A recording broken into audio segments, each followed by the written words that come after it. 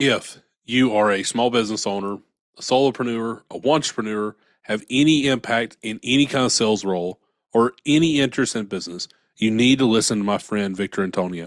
He is a sales expert and he provides such incredible insight into how you can grow in your organization, how you can grow your sales team, and how you just as an individual can sell yourself better.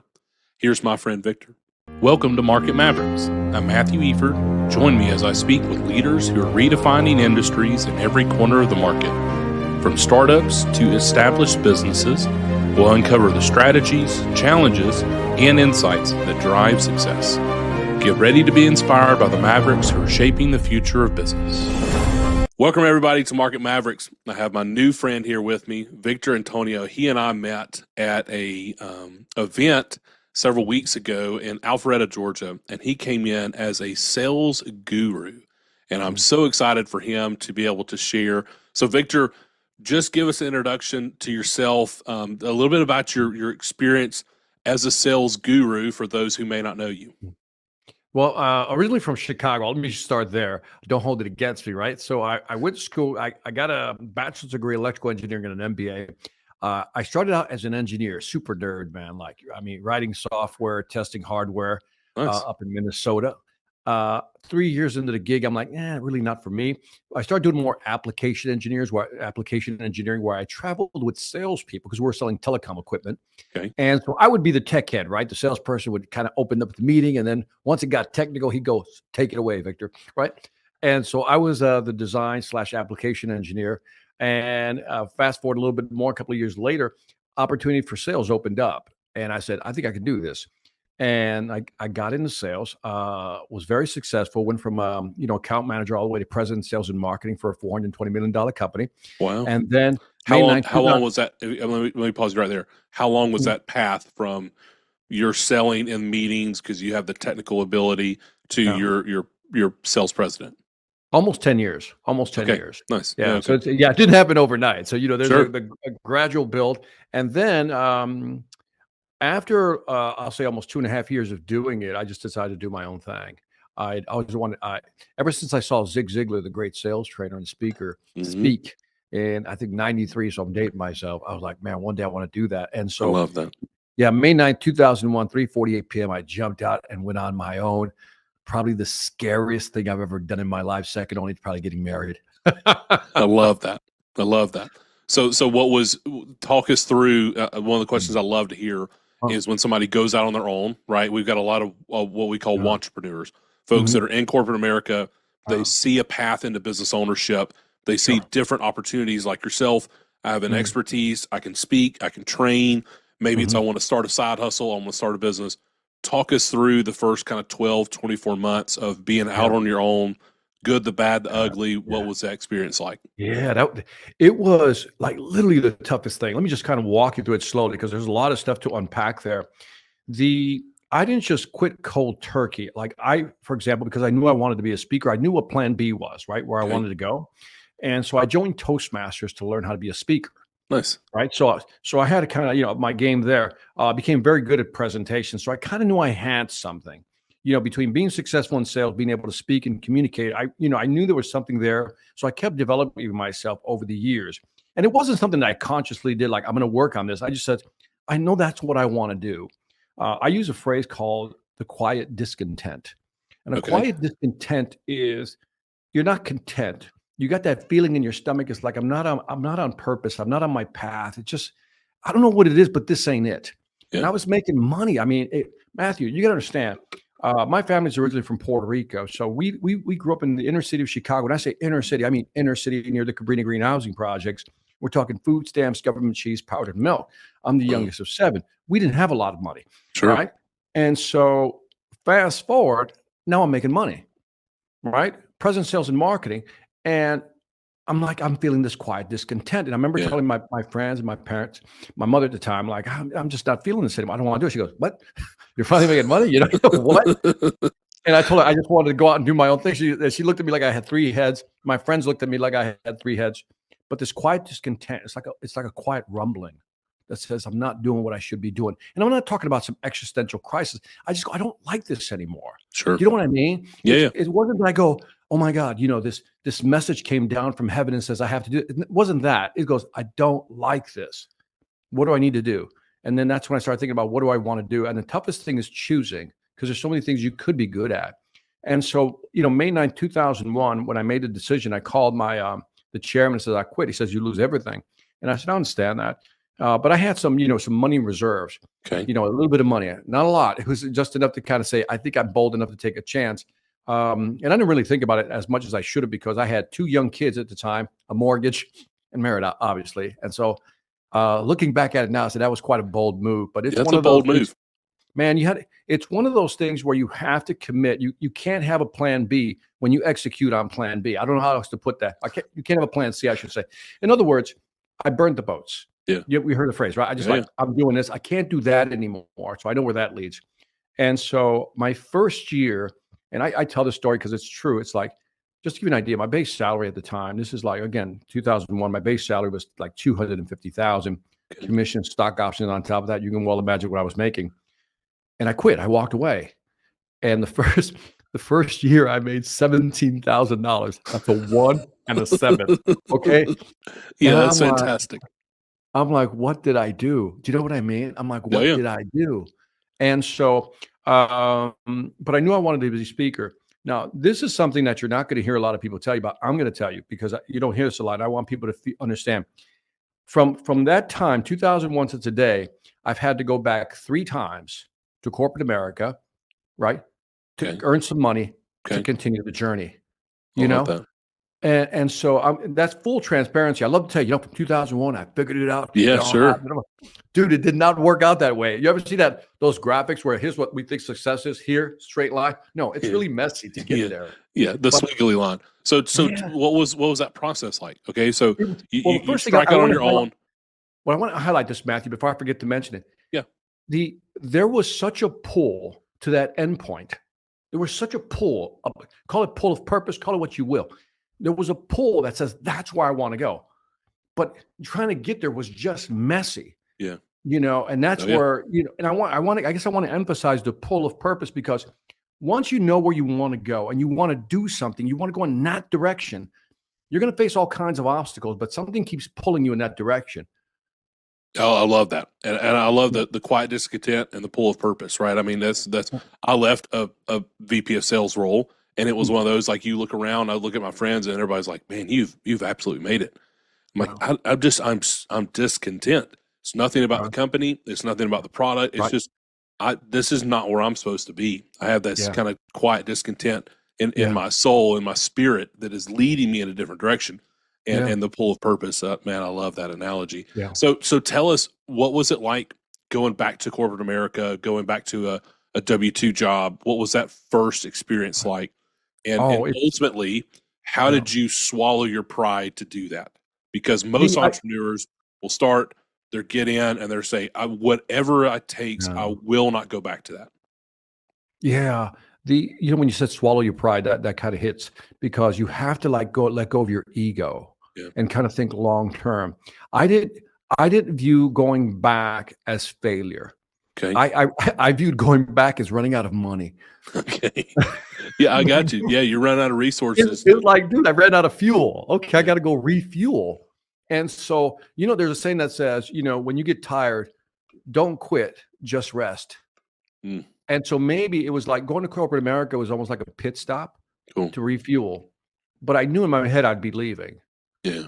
And it was hard, not so much because I went back and it's like, oh, you're a failure. It wasn't that. It was like, I already knew I wasn't going to like it. The first month or two, it's okay. But after like 4 or 5 months, you're like, I don't want to be doing this. And your heart's not in it, but you still have to make cash. I think that was the toughest part, that I had to force myself to kind of get into the game. Okay. To make money so I can get back into my game. Yeah, sure. And that was hard to do. So you made 3 pit stops back in corporate America. When were those? You launched in 2001. Oh, you asked me to go in numbers now. So 2001, by 2004, 5, I think I was back in. Okay. Right Now I was doing okay. I was like, I got over like 100,000 a year, as a speaker, which is not easy to do sometimes, Sure. so, but it was like treading water. And then I remember 2007 specifically, around that time, the market collapse, Yeah. the Great Recession, right? And I'm Sure. like, oh snap, and it's like, so 2000, so it was a 2006, 2007. It was already, kind of ramping up. And so I can't remember the other ones, but it was like they just came. Somebody made an offer, and I said, I'll do it for a year. Like the first one was, I went back and became a CEO of a technology company. Okay. And that was like, the recruiter knew me. He says, look, they're looking for a CEO with a sales background. And he says, he's like, how's your speaking business going? I'm like, I was like, that hurt, dude. You didn't Yeah. have to, that was a low blow. You know. And so, Yeah. yeah. And so what we did is the goal was to like spruce up the company, increase sales, reduce costs, and then get ready to sell it. And Okay. that was supposed to be a 6-month contract. It turned out to be a 1-year contract. Okay. And by the way, just to show you commitment, and this is not about me, it's about when you want something bad enough, you figure out a way. I was driving from Atlanta to Christiansburg, Virginia Wow. every week. Wow. Right. So I was doing a 7-8 hour drive. I got a cheap apartment in one of those. You have to see. My wife saw it, she was depressed. It's one of those strip malls. It had a little Okay. apartment above it, Yeah. Cool. and it was the only thing that was close to the facility. And so I was away from my family for 5 days Wow. every week for a whole year. And that drive back and forth to Christiansburg, I would leave on Sunday or Monday and drive back Friday. And that was my wife's like, "You're crazy." I said, "Well, look," I said, "if I don't do this, well, we got issues, because I'm all Yeah. about." I've lived a life of like zero debt. Nice. Everything's paid, Yeah. right? Cool. And so I'm like, we're not doing the credit card things. We're not doing any of that. Like even the kids graduated, no debt. So I've always been proud of that. And so that was hard. So I did that for a while, and then fast forward, another company called me and says we need a sales trainer to push this product that we have. So I did that for about a year and a half. And there's a third one in there. Oh yeah, company out of Florida needed some help with their marketing / sales. And so Okay. I can't remember the dates, but That's they okay. were sporadic.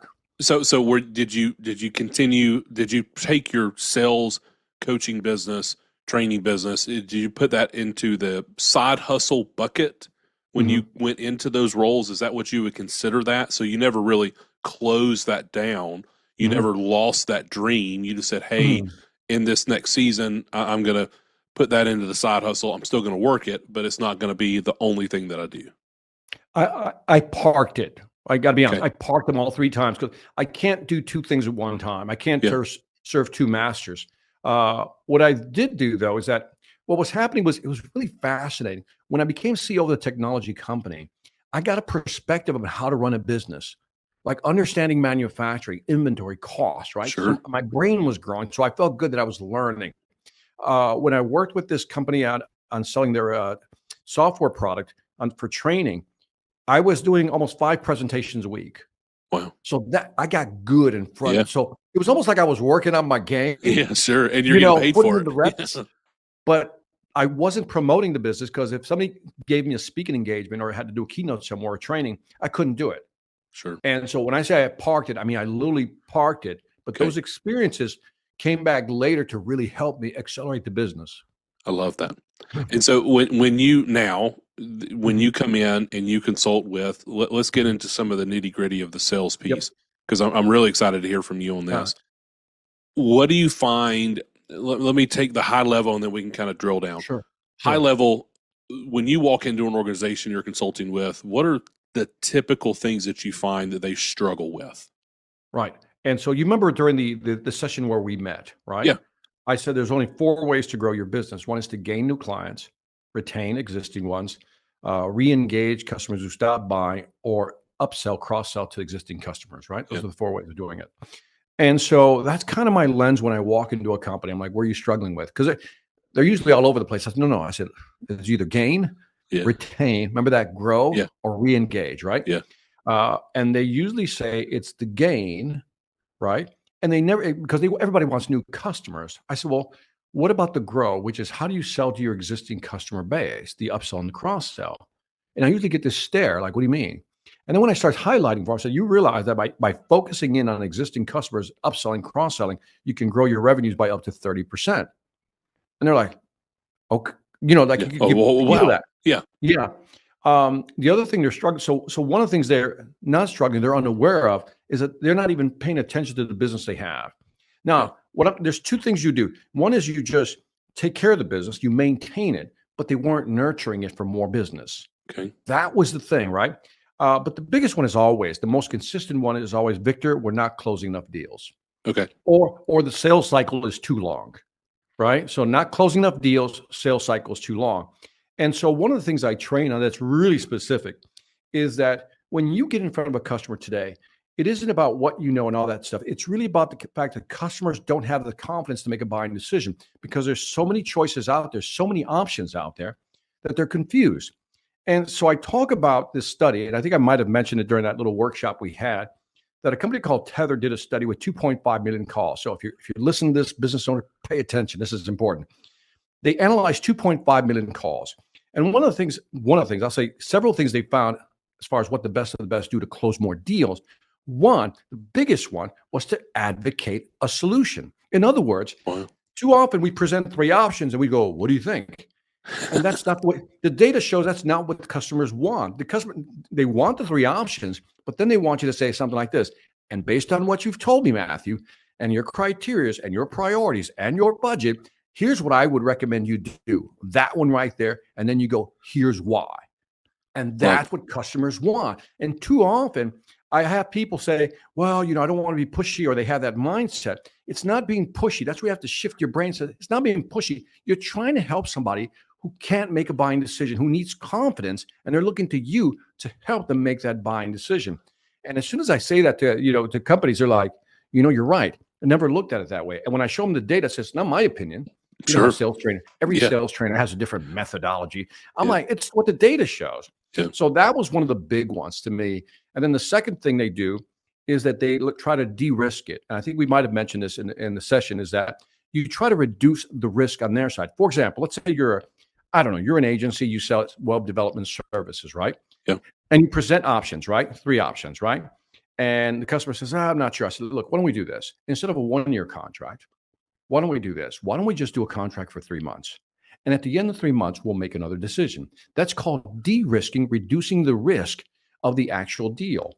And so just those two things right there, de-risking, advocating a position. And if I can add a third one, you got to ask for the order right there and then. Yeah. I love that. And I think we talked about, like, when someone says, and I want everybody watching or listening to this to really look this up. On YouTube, you will find a video where I talk about, let me think about it. Okay. And what you say, I'm telling you, I found the best answer. I created the best answer for let me think about it. Because I do this exercise where I tell people, okay, present your product, and I'm going to say, let me think about it. I say, let me think about it. And man, they struggle to find what to say. Right? They're like, well, how long do you need to think about it? Do you want me to call you back in a week? Well, they're going to ghost you. They're not going to call you back in a week. As soon as you leave the room, priorities change, right? So you're no longer a priority. And so all of a sudden, I came up with this word, forecastination. Forecastination is you have something in your pipeline that you forecasted, but you should take it out. You've procrastinated taking it out because it's not going to close. So there's a procrastination piece. And a lot of people forecastinate. They keep stuff in the pipeline that's dead. Time kills all deals.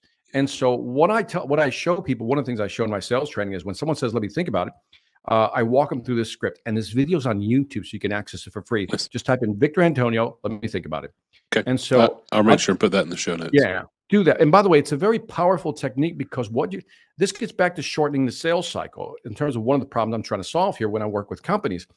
I asked them, I said, when a client says, let me think about it, they don't know what to say, and the deal gets extended. Yeah.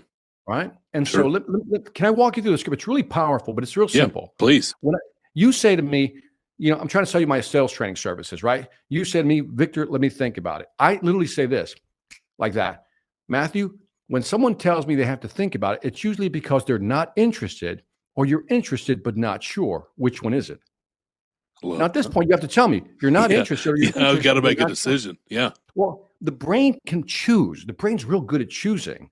So all of a sudden, you're going to say, no, Victor, I'm interested. I'm just not sure. 9 times out of 10, that's what they're going to say. Then I say something like, then I'll say this.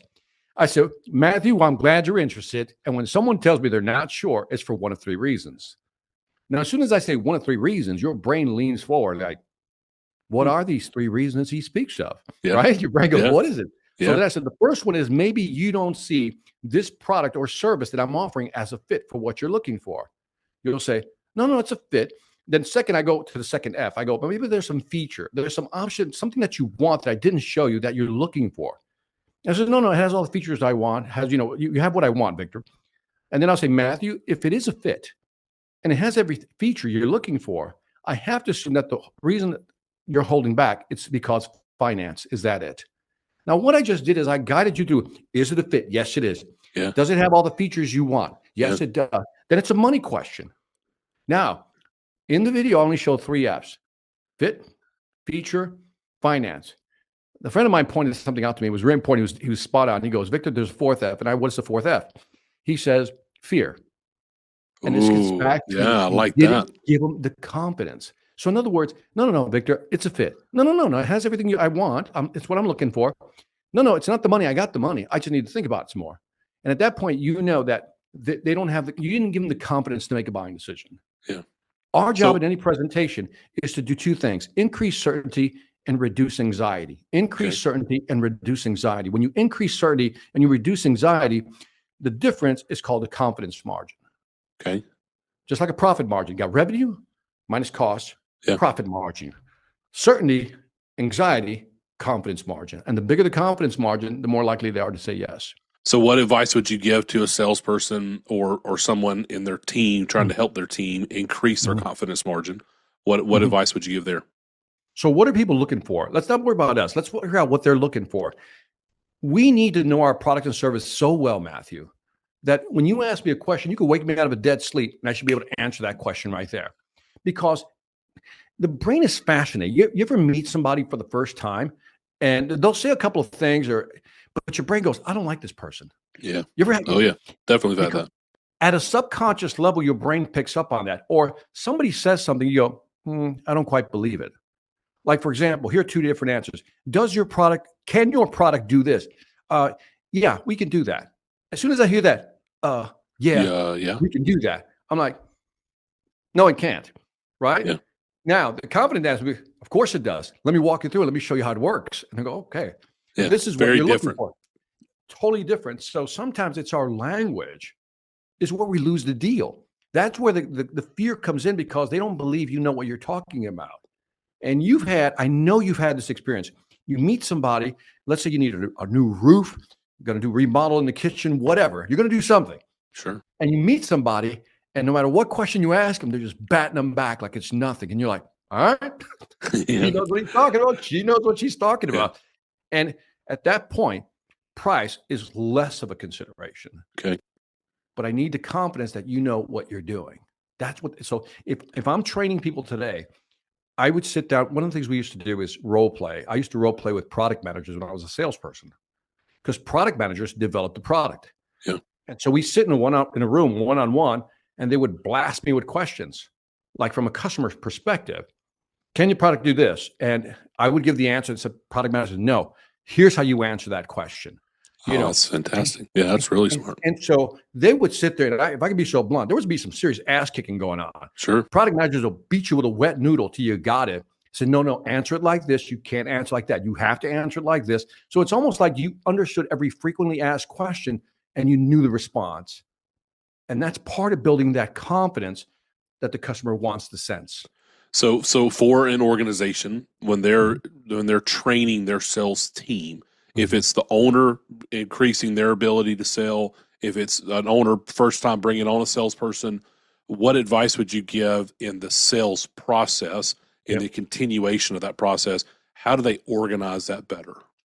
This is such an important question. This is a big question, because too often the person that started the business is the owner of the company, the CEO. And then now, through some, whether they were forced to or maybe through some suggestion from a coach, they've decided to bring somebody on board. Oh my God, that's like crossing the chasm right there, right? Because it's about to get rough. Because the owner knows everything about the product or service. And so there's something called Polanyi's paradox. Polanyi's paradox is this: you know it, but you can't explain it. And many CEOs suffer from this. Here's what I mean. And I'll give you a short story. I was hired by a company by the way, I guess it could have been 3.5. This company hired me to actually shadow a sales guy. Okay. He lives here in Georgia. His name is Larry Aston. Good old boy, backwood, good old boy, right? F-150, shotgun, hunting dog on the side. Yeah. Good old boy, right? Love it. Yeah. And he's like 70 years old, white cap, right? Big gut out to here, har. You get the visual, right? Sure. Company out of Canada calls me up, says, "Hey, Victor, we got a guy down there who's outselling our youngest salespeople. He's 70 years old, outselling 10 of our salespeople. By the way, 10 salespeople combined. Cumulative. Wow. He's Okay. nailing it, right? Yeah. He says, what we want you to do. What is he doing? Yeah, what is it? Do we want you to shadow him and figure out what he's doing? To which I said, why don't you just ask him? He said, we did. I said, what'd he say? He said something like this, Victor, I just go in there, talk to the customer, close the deal, right? And I said, well, there's got to be more to it than that. To which they say, we know. So we want you to shadow him and figure it out, and we'll pay you. Key phrase for me, we'll pay you, right? Yeah, sounds great. And so I remember our first stop, we went to LJ Telecom. They were selling power top amplifiers, right? And Larry introduced, I forgot what he introduced me as, but it didn't matter. But anyway, we get in there, we're talking to the supervisor. God makes all the decisions for buying equipment, right? Supervisor says, hey man, would you like to see my NOC, my network operations center? See what I built out so far before we get into the presentation. Larry says, yeah, let's do that. Sure enough, we walk in. Larry sees the first piece of equipment. Oh man, that right there, that's a Cisco ... route . That's a good piece of equipment, man. Supervisor's like, yeah. Larry just keeps pointing out things right there. This is a Sonic ... That's good. 2.5 gig on that, man. That's a good piece. Oh, that's a rack right there. That's a good piece of equipment. Finally, he gets to one product. He goes, now that right there is, my jaw dropped, right? Because I'm like, what did he just say? I looked at Larry in disbelief, and then I looked over at the supervisor, and the supervisor said this, yeah, that wasn't a good buy. That was a poor purchase, right? At that very moment, I understood why Larry's good, because he knows his product, and he's not afraid to be very direct with customers. Now, here's the thing. After 2 weeks, I documented the process. I take Larry to Taco Mac to have him review it, right? Larry reviews it, and here's what he's saying as he's drinking his beer at Taco Mac. Yep, I do that. Yep, you're right. I do that. Yep, I do that. In other words, he couldn't tell me what he did. Yeah. When I asked him, but when I document, he goes, yeah, I do that. That's Polanyi's paradox. They know it, but they can't explain it. And a lot of CEOs, founders, when they start a company, they just tell salespeople, just go out there and here's what you say. Well, why do you say it like that? Just say it. Just do it. Just say it. Yeah, it works. It's the worst training ever. When they don't do it, then they say, see, I shouldn't have hired somebody. It's like a vicious cycle that they get into, because they don't train somebody properly, because they themselves don't know how to actually transfer that knowledge. And so I think if I was a CEO and I'm starting out, is that I need to find somebody who has whatever background they need to have. But then, just like the product managers talk to me in sales, I need to start asking you questions. If I hired you, day one, I'm going to train you for 4 hours, not 8, because I know after 4 hours, your brain is not going to absorb anything. Yeah. Train you for 4 hours and then take you out into the field, right? And then next day I come, let me start asking you questions about yesterday, and bang, bang, bang. Do that for a week or two. And then, you know what I'm going to do? Not train you for another week. Maybe not train you for 2 weeks. Then second month, I'm going to start asking you those questions again. And what happens is your brain now has to go back and retrieve information. Okay. This is important, because training is not like an event. It's something that you kind of keep going back at. Like, you can learn something and then I got it. But in a week, you start forgetting. Sure. Now, this is natural. So then what I do is, after a week or two, I come back and say, okay, I want you to do that again. And you're like, oh, crap. Now I got to remember how to do this again. Now, what will happen is you'll remember about 80%, if that, right? But then you'll, figured it out. I got it. 2 months from now, I'll say, I test you again. You're like, okay, I kind of remember how to do it. And now what happens is proficiency begins to build. Okay. So in a 3-month period, if you do the training the right way, the person really gets it. And that's what a lot of, I guess, founders don't do. There's no training process. They tell you to go to read a book, send you to a conference, and then listen to some podcasts and figure it out. Yeah. And just listen to me, say what I say, and go from there. Yeah. Yeah. And then they're like, it's easy. Just go in there. I don't know. What's the big deal? It's not. Well, the thing that, here's what's interesting about founders, which is why I love founders, because they know the business so well, they transmit this confidence that the buyer senses the confidence. It gets back to our original point. Our job is not to transfer an emotion, like most people say in sales. It's to transfer the confidence for you to make a buying decision. Because what happens is, you don't want to make the buying decision by yourself. even though you're paying for it. Sure. But if I'm in there with you, I'm like, Matthew, I'm telling you, Matthew, this is what you need to do. You're like, all right, Victor, well, apparently you know this. Okay, let's do it then. So how do you transfer that confidence over to your sales team? Is it the training where you keep coming back to them a few weeks later, asking the same questions? Is that so? How do you keep them from getting into a lull? I've experienced that with sales guys, or sales team members, that they get 6 months into the role, a year into the role, and they start to dip down. How do you prevent that? So it's a tough question to answer because I got to figure out what the dip is. In other words, when I talk, I'll give you a story. This is not a story. It happened about 2 months ago. A friend of mine called me. He's been a successful agency owner, does a lot of marketing, logos, branding, and all that. He calls me up. He says, I'm in a funk. I said, what do you mean you're in a funk?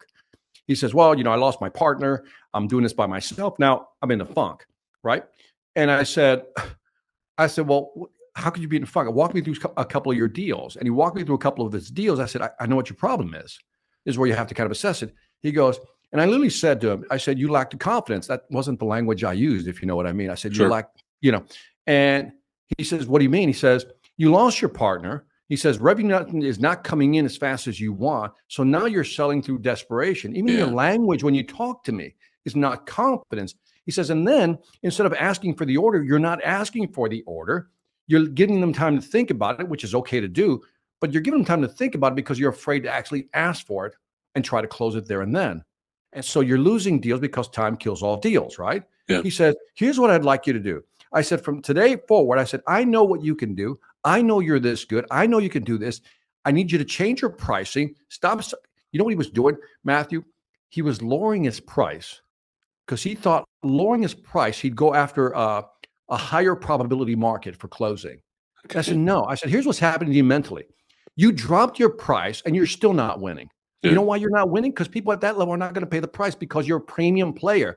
And you instead of actually going after the premium players, asking for the deals, you took the easy way out, which is to lower your price and hope that you'll close some of the easier sales. And you realize that easier sales are really not that easy to close. So he lost total confidence in his ability to sell. Stop selling the cheap stuff. Go back to your premium products. Start asking for the orders. And so he called like 2 weeks later. He says, I'm back in. Yeah. It worked. It was a mindset. That's why I got to understand the dip. Yeah, no, I love that. A mutual friend of ours, Chris Hanks, is you're going to be speaking with us at the Institute. He loves to say that you live by price, you die by price, and that's I love. By the way, if they came on price, they leave on price. Exactly.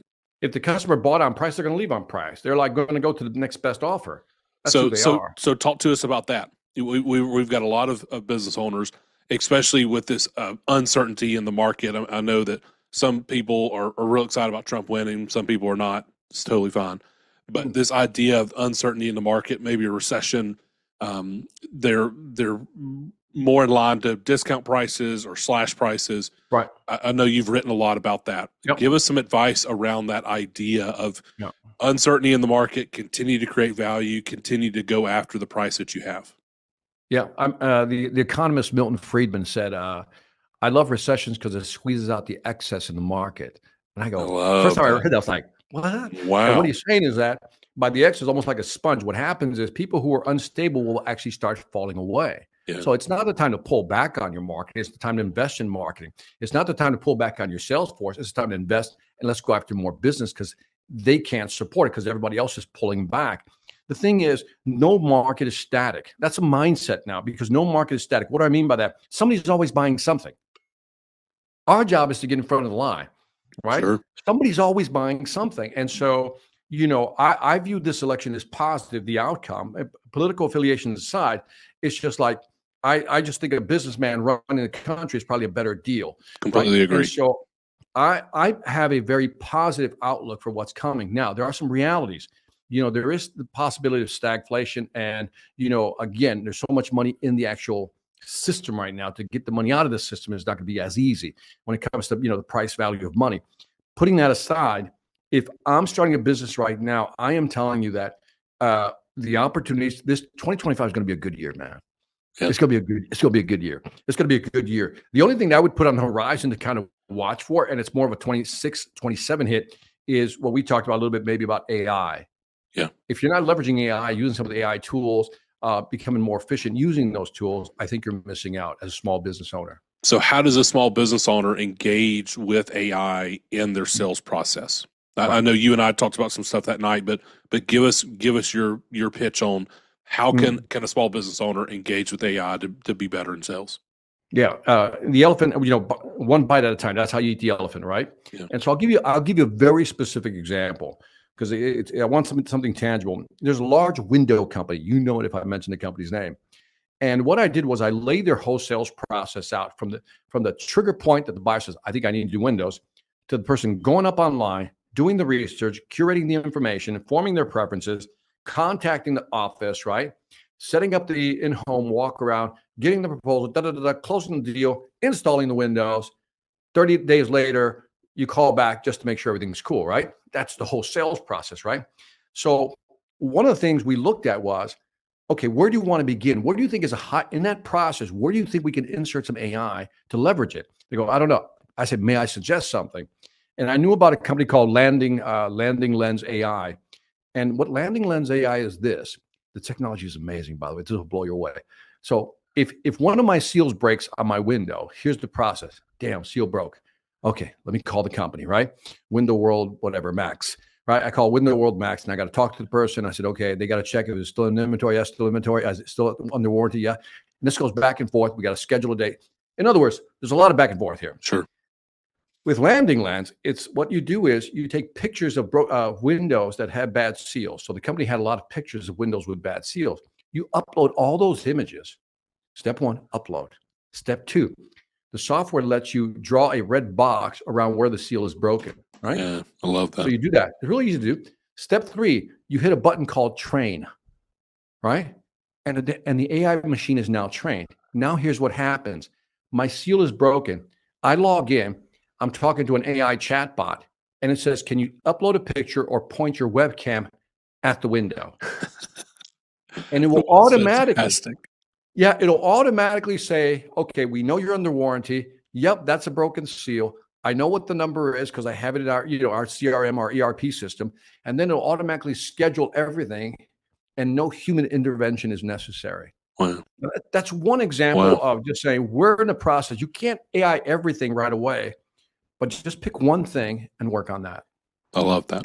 Yeah. And so one of the things that we have seen, and I'd love your input on it, is we have seen some folks using in the role play world, they're Mhm. using to help reinforce their sales process and Mhm. retrain staff with Yeah. AI, even with the voice AI.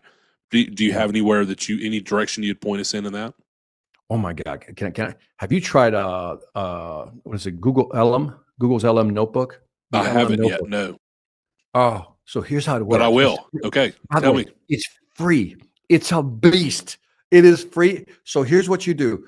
You take your sales process, right? Your manual, put in Okay, PDF, you upload it. And I think it's LM Notebook, by the way, or Notebook LM. Okay. okay, And again, it's free. You upload the sales process and then it learns the process, the whole manual, like okay, learns it. And okay. then what you can do is say, hey, let's set up a role play. You'll be a manager asking me questions about the sales process. Give me a chance to respond. I'm the salesperson being trained. Done. Wow, Done. No, wow. done. By the way, here's another mind blower. It's in there now, but you can only do 15 minutes worth. You can upload a technical paper or an article or even the sales manual. And then there's this audio piece that says, create a podcast of two people talking about it and really talking about the manual Wow. or what a sales process. Wow. You hit the button. No, Matthew, I'm just That, that telling is you, that is your head's going to explode unreal. because it sounds real. It's a man and a woman talking, and it's almost like we're talking. Okay, today we're going to talk about blah, blah, blah sales process. Oh man, they got an extensive sales process. And the other person goes, yeah, I mean, when I look through it, and it generated in 5 minutes. Wow. And so if you want to train your salesperson today on using AI, that's one way. The other thing I think people don't realize, I think I might have mentioned it, is that you can role play with Chat GPT, right? Yes. Well, right. But did you know you can also make it role play itself? No, I did not know that. So if you don't have the verbiage, like you don't know where to start, you say, okay, you're going to play the role of a manager, right? Let's say a property manager, right? and I'm a salesperson trying to sell you some landscaping, services, right? You're going to play both roles, and here are the objections you're going to throw up, to the salesperson, and the salesperson's job is to overcome the objections. You go click and you let the thing run. I love that. And so what you It's can amazing. What's cool about it is you may get some verbiage from the machine, if I can say it like that, that you didn't think of. Like, oh, that's how you would say that. That's how you would answer that objection. What if you can then take that, download it, and make it incorporate what you like into your actual sales process / manual? Yeah, that's. I think it's amazing. I think it's an incredible tool that we are just scratching the surface on. So yeah, if I'm gonna give them one piece of homework. This is the one piece of homework. Yeah, please. Take whatever sales process you have, put it on a PDF. Take whatever products you have, put it in a PDF. When you upload it into one folder, really simple to do, that becomes a knowledge base. Okay. So it knows the sales process, it knows all the products.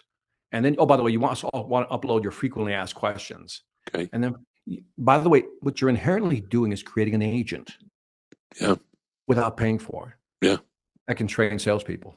Yeah.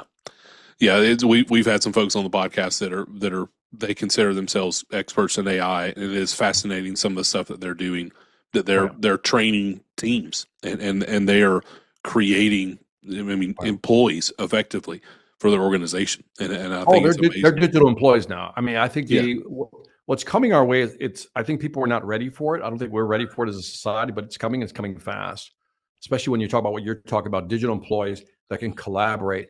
Yeah. And, Sam Altman, the co-founder of OpenAI, basically says it won't be too long before you have a $1 billion valuation company with only one employee. Yeah. It is. It's something else. So so I appreciate you sharing that. So it's Notebook LM is the platform that we can use, or one of the things. And that's obviously Google. ChatGPT. Yeah, so that's the Google based system. Well, Victor, man, I appreciate your time. We're coming up on the end. I've got a couple of questions I love to ask just to kind of wrap up. Let's do it. I know you're an avid reader. You're also an author. We haven't really mentioned that yet. You're an author. You've written 16, 17 books now. I mean, you got 16. A bunch. So yes. Outside of your books, obviously we want people to get them. Yeah. I know you generously give some of those away for free on your website. Right. I'll make sure and link those in the show notes. Okay. But what's a book that you've recently read that has impacted you as a sales leader that you think would be a good read for a small business owner to help them understand more of the sales process? There's a book called The Jolt Effect, JOLT, The Jolt Effect. And you could wake me up in a dead sleep, I'd still give you that answer. It's written by Matt Dixon, who I've met, and Ted McKenna. I've read that book twice. It is the book to read in sales today, in my opinion. I have not come across a better book in the last year. I love that. We'll definitely be picking that up. Personally, we'll add that again in the show notes. And then last two, this is just as a speaker. Sure. We have some folks, myself included, that enjoy speaking, that want to continue to improve upon that and learn. What advice would you give to somebody starting out, wanting to kind of break into the sales role or the speaking circuit? What advice would you have? First of all, there's people who, everybody says they can speak, but I said, no, there's a lot of people who can talk, and then there's people who can speak. Two different things. I would go through the Toastmasters first 10, to get your CTM, which they make you do 10 different types of speeches. Okay. And each of those speeches are 5 to 7 minutes. Now, here's why this is important. Because each of those, they call them, so you're going to give a speech. The first one is an icebreaker. You talk about yourself for 5 to 7 minutes. The second one could be a how-to speech, where you talk about how to do something for 5 to 7 minutes. The third one is being in earnest, something you feel passionate about. Talk about that for 5 to 7 minutes. What it teaches you is to create content in these 5 to 7 minute modules. Yeah. Now, here's what's powerful, is that when you become a speaker and you really want to go on the market, what I do is I weave or I knit together 5 to 7 minute module speeches. I love that. And so I can, in my mind, right now I have about 181 modules that I've created, what I call 5 to 7 minute modules. Wow. So when someone says, hey, Victor, we want you to speak on this topic, I'm like, oh yeah, that's that module. Let me try that one. And I just weave 5 or 6 of them together and I have my speech. I love that. And that's so smart. I would go through Toastmasters, learn how to do 5 7 minute module speeches, you'll be corrected on a lot of things you're blind to or you don't hear. People will point things out. It's brutal. If you have a good, by the way, the more brutal they are, the better. Yeah. You don't want people to kind of pat you on the back. Oh my God, it was so good, Yeah. even though it probably wasn't. You want somebody to go, no, Yeah. here's what you need to do. Here's what you need to change. And Here's how you can learn. I had some rough mentors, man, but they, I hated them at the time, but I love them today. Yeah. I love that. All right. And then last piece, Victor, again, I appreciate your time.